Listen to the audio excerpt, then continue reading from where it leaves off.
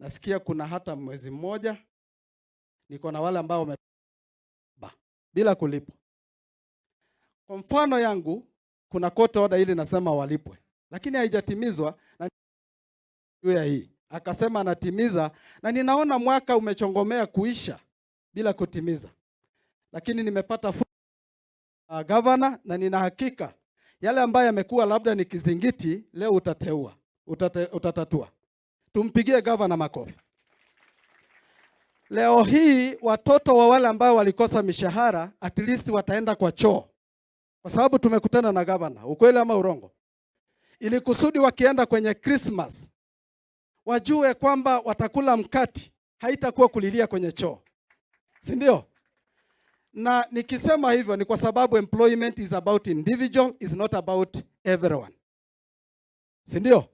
So kama kweli kuna hata kama ni mmoja ambaye ninazungumza na ameweza kuafektiwa na hayo maswala, Your Excellency, the history is there, there is a record. We will submit all the names, and we kindly request with a human heart that you address those few issues, and we build a KISI that is stronger under your leadership, Your Excellency.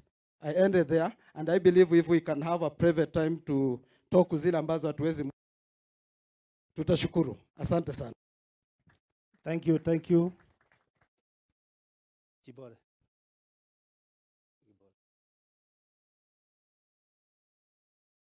Asante sana Bwana Gibore. Your Excellency, lazima tuambiane ukweli. You have been in government. This government has been in existence for 2 years now.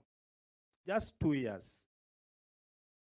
This county has over 6,000 employees. Against those 6,000 employees, the Department of Health is the first department that has received promotions of over 1,000 staff. Let us are there. Relax. You go to our ebitina.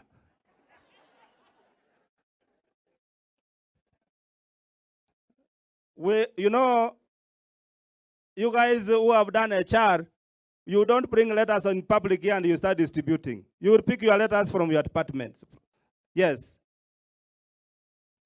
From this afternoon.